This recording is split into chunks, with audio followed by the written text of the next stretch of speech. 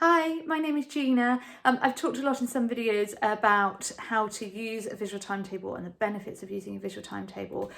You might be using visuals and find that a visual timetable gives too much information at once and you just need to break it down that much further. You also might be looking for visuals that you can take out and about. So I want to show you this. This is a now and next board. It just really simply shows what's coming up now and what will be next, the next two things coming up.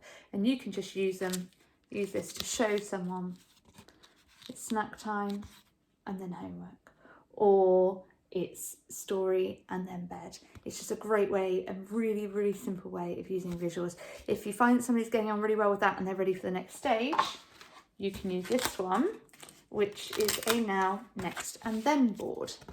So you can show them it's tidy up, then it's dinner, then you can have the tablet. Some people use it as a bit of a reward system. So they do this and this, then they get the reward. Just two really simple ways of using visuals and great for taking out and about. Thanks for watching. Bye.